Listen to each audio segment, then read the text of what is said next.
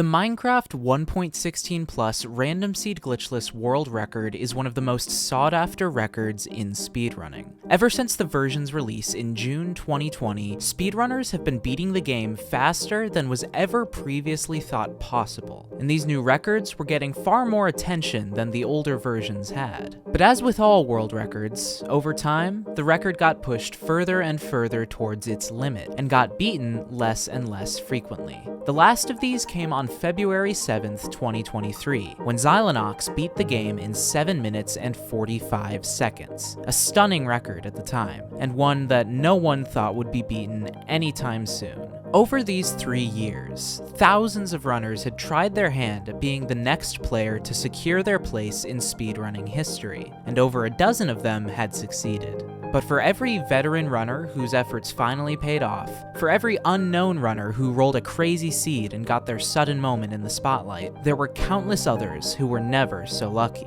And on December 8th, 2023, one such runner was doing what he had been doing almost every day for the past 3 years, trying to break the Minecraft random seed glitchless world record. This runner had never held the record before, and he had never become one of the most popular streamers either, but this hadn't stopped him from playing 3.5 million different seeds so far, with no intention of giving up. And what happened on December 8th made it all worth it. This is the story of the stunning new Minecraft random seed glitchless world record. This is NoFear 1337's 724.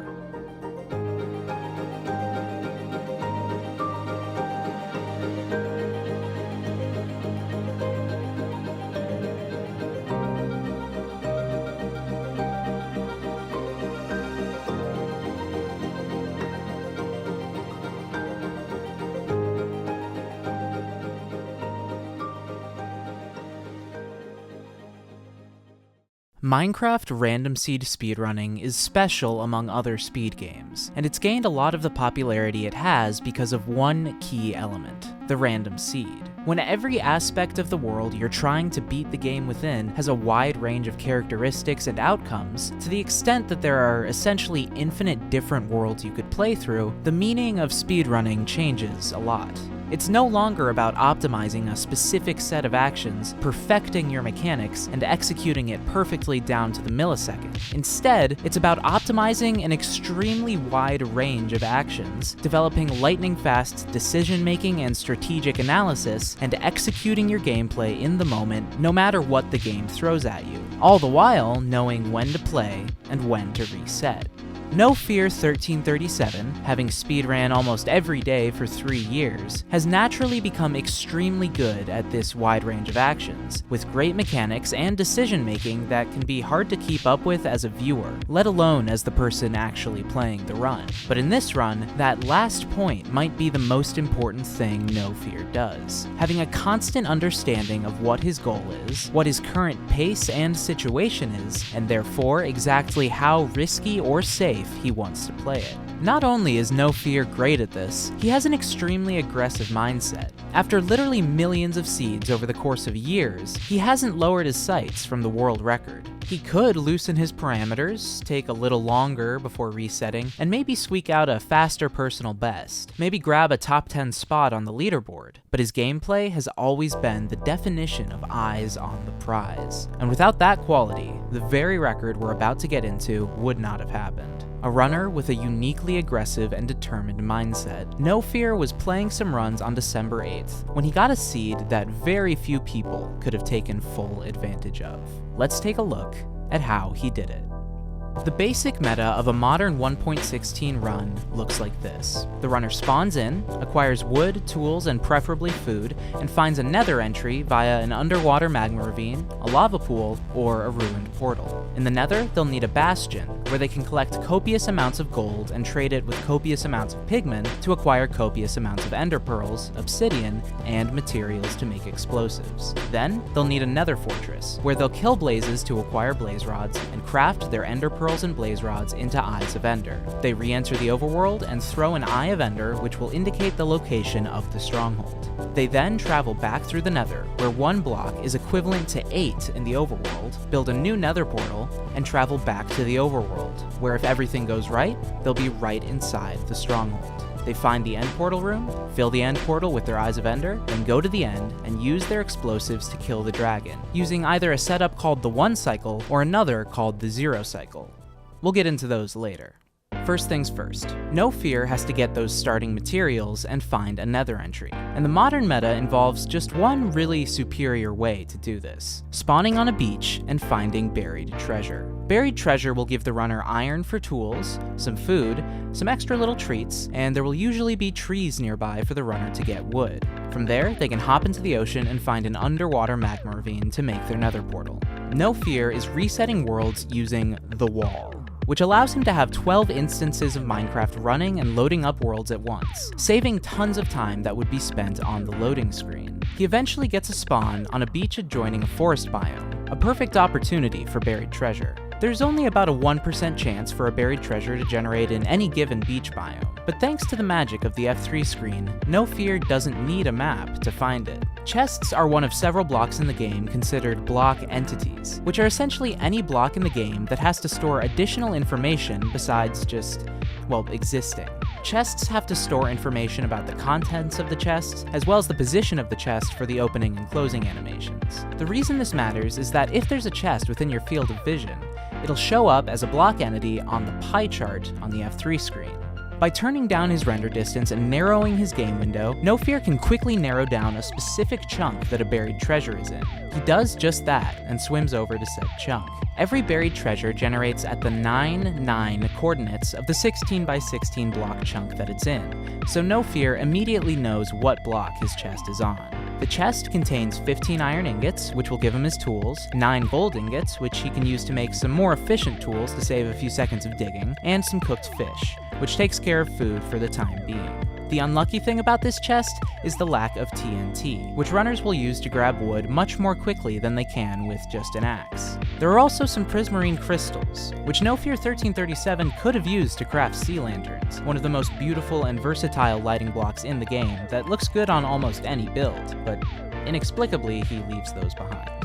He swims back to shore, punches down a tree, and gets crafting. He uses the iron and gold to craft all the tools he needs: an iron pick and an axe, a gold pickaxe and shovel for a little extra speed, since gold tools are faster but have much less durability than iron, a bucket for the nether portal, a boat, and shears, which he uses to quickly gather leaves, since having building blocks is essential for quick movement throughout the run.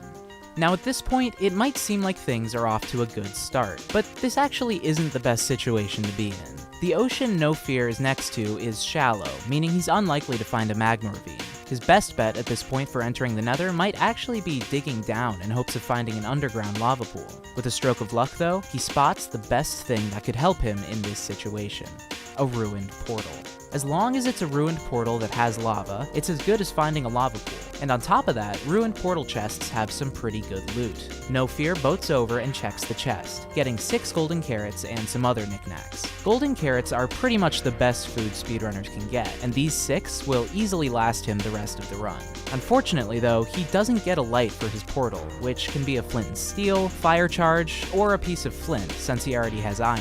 He had an 85% chance of getting one of these things, but because he didn't, he has to go dig gravel until he gets the 1 in 10 flint drop. Luckily, it doesn't take long, but this stroke of bad luck lost him an invaluable 9 seconds on its own. All that's left is to build his portal, and he's into the nether at 1:39. Again, that might sound fast, and it is fast, but it's already 31 seconds behind Xylinox's nether entry in his world record. However, when it comes to Minecraft random seed speedruns, another side effect of the whole random seed thing is that each individual part of the run has a ton of variation in how fast or slow it could be. So, NoFear is banking on making up the time he lost in the overworld later on in the run. With the F3 screen up, he enters the nether, hoping to find a bastion and a fortress. As the world loads in, he keeps his eyes on the entity counter, waiting for it to spike, which indicates that a bastion has just loaded in. After a moment, it does, and by reducing his field of vision and seeing how many entities are in that range in a given direction, he very quickly finds the direction of the bastion. This happens all the time, but the real good news is that when NoFear looks behind him, the fortress is looking right back. He drops an E in the chat to remind himself that the fortress is east of where he's going. In his own words, he has a goldfish memory, then leaves to hunt down his bastion. He's pretty lucky with the terrain he has to traverse. Aside from one climb, it's flat and without obstacles, and leads him straight to a treasure bastion. Treasure bastions have two distinct parts, an upper and a lower one, and the upper part is the one that speedrunners target, because its layout allows for a much more optimal route for acquiring piglin trades. NoFear can tell from the outside that he's approaching the lower section, but instead of towering up and going over it to get to the upper section, he mines through the wall and quickly navigates his way up the wall on the inside to the bridge that leads to the upper section. This is where the bastion route starts, a memorized path through the bastion that involves mining gold blocks in specific locations to gather ingots and aggravate as many piglins as possible, then using their incited aggression to trap them in one spot and barter with them all at once. NoFear executes the bastion route like the veteran he is, coaxing the piglins into a trap while avoiding being hit by the raging beasts. With the piglins now trapped and going through a pile of gold ingots, NoFear gathers the other nearby gold blocks, which generate in set spots, but have an element of luck as to whether all of them actually generate. Of the 4 bastions, treasure is sparser in its amount of gold blocks along the speedrun route, but in this case, NoFear gets very lucky, and all the gold he can ask for is waiting for him in the walls. Once this is mined and distributed to the piglins, he goes to loot the chests in the nearby rooms, which are an essential part of bastion looting. See, there are 3 things he absolutely needs to leave the bastion with.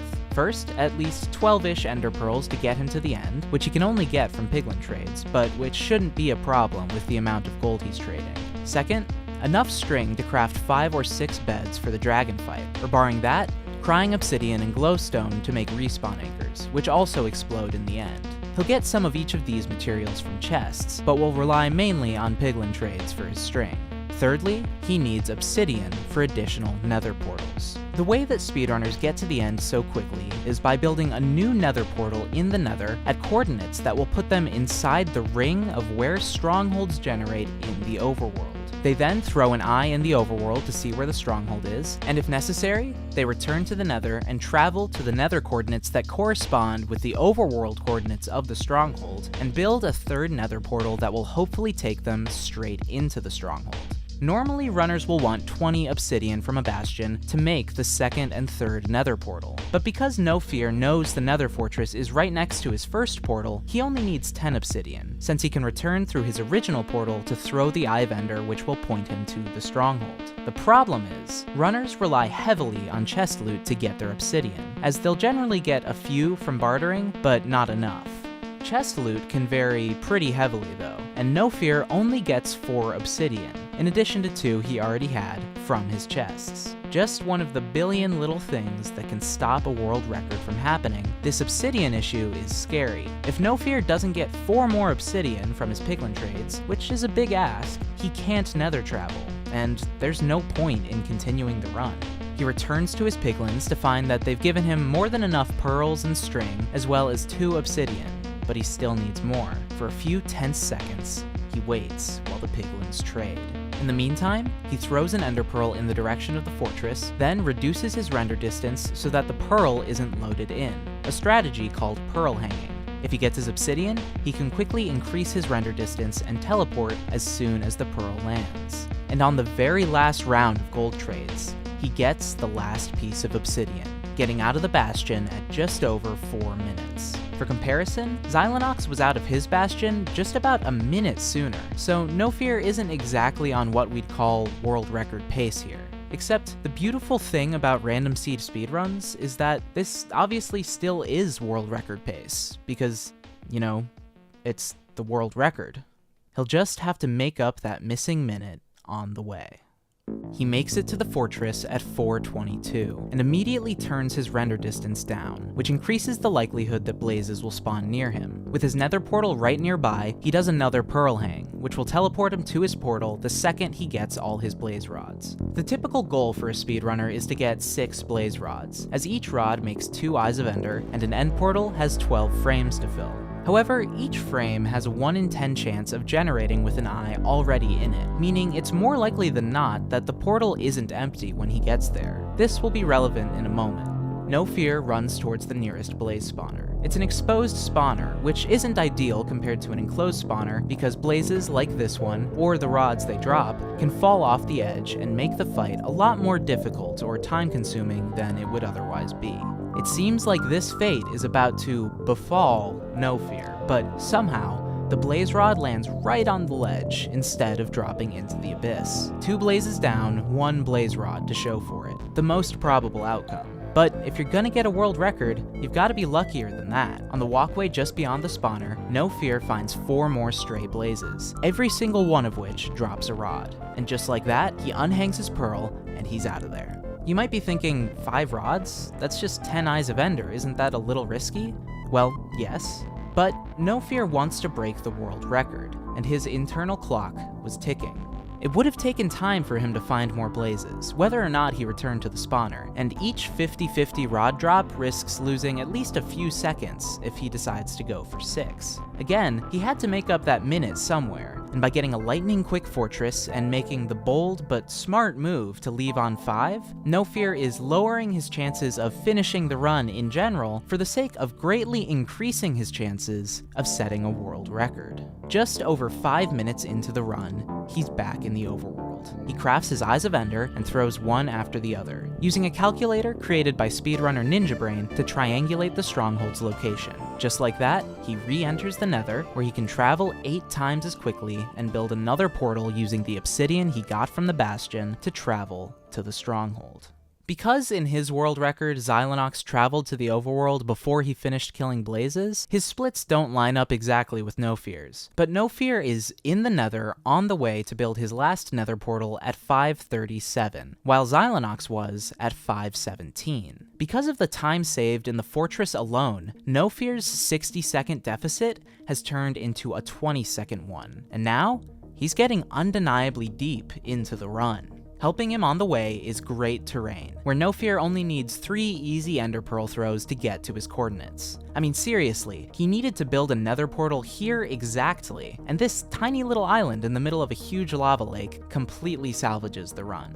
He builds his portal, travels through at 6:13, and as expected, he's inside the stronghold. Similar to the buried treasure, he'll use the F3 screen pie chart to scan for any nearby mob spawners, and use that to locate the portal room, which has a silverfish spawner in it with ease. The portal room is super close by, saving a ton of potential time loss that speedrunners have to deal with in the event of a difficult to navigate stronghold. But more importantly, this end portal needs to have at least 2 Eyes of Ender already in it, which has a 1 in 3 chance of happening. Those odds don't sound too bad, but they're the only thing standing between a runner with 3.5 million resets and entering the end on potential world record pace in December 2023, something that is incredibly rare.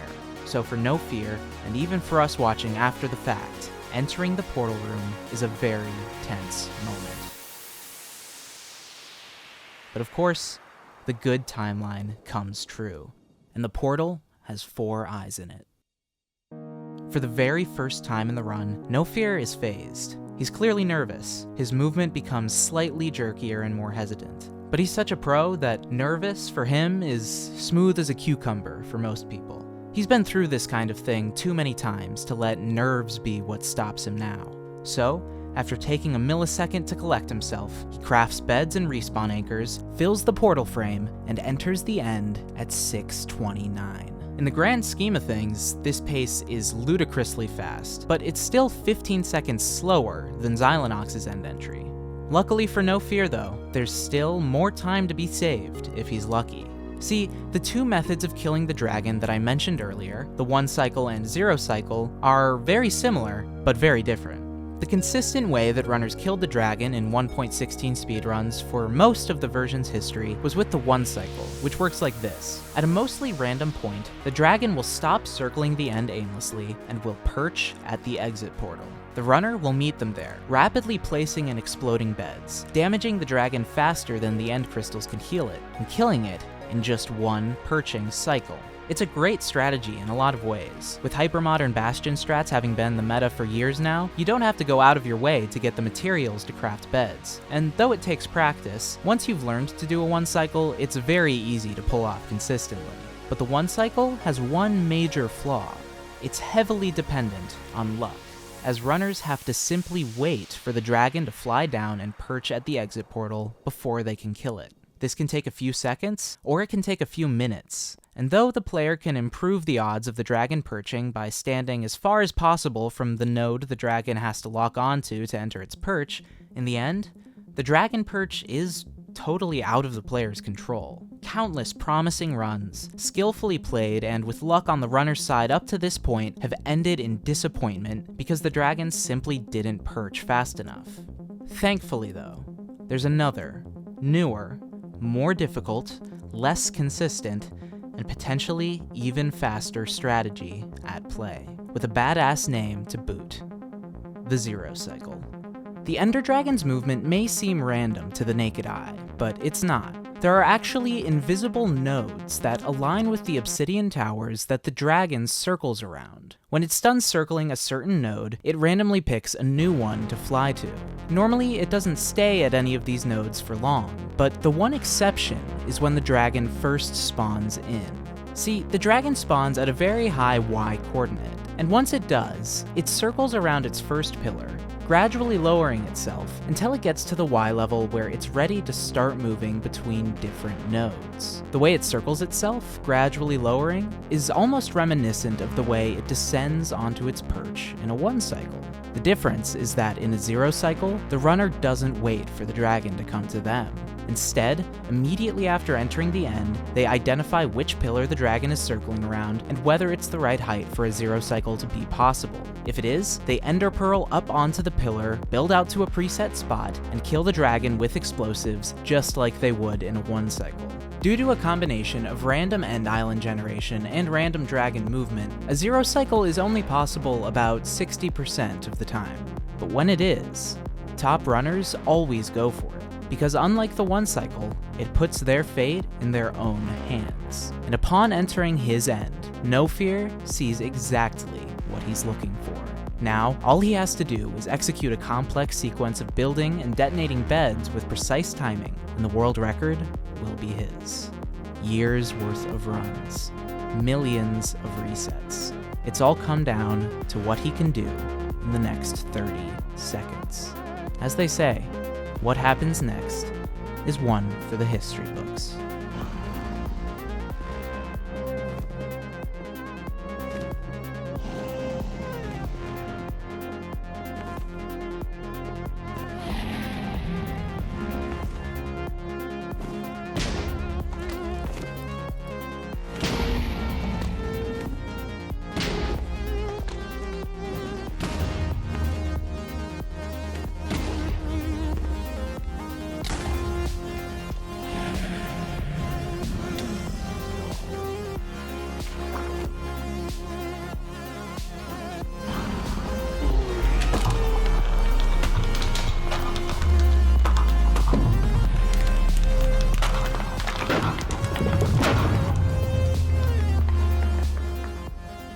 "7 minutes and 24 seconds. A 21-second time cut over the world record that had stood strong for the last 10 months. Even more impressive when you consider that in those 10 months, there had only been one other sub-8, a 751 by Dugile. With his greatest goal accomplished, finally, NoFear can relax and take a break. Except, no, he wants to keep playing. In fact, he intends to keep playing 1.16 until he gets a time that kills the category. How long will that take? Will NoFear be the one to do it? Beats me. But I can't wait to find out. A huge congrats to NoFear on the amazing world record, and a huge thanks for helping out with the video. And finally, thanks so much to you for sticking around to the end of the video. You've probably noticed that this is our first video in 3 months, and we actually had an update video planned to release right around now when NoFear set his world record and we decided to make this instead. That update video is still coming in the next few days, but long story short, we're going to be shooting for 2 videos a month for the foreseeable future, including another one besides the update video before December's over. If you enjoyed this one, please drop a like and a comment, and subscribe if you want to see more videos like it. Again, thanks so much for watching, and I'll see you in the next one.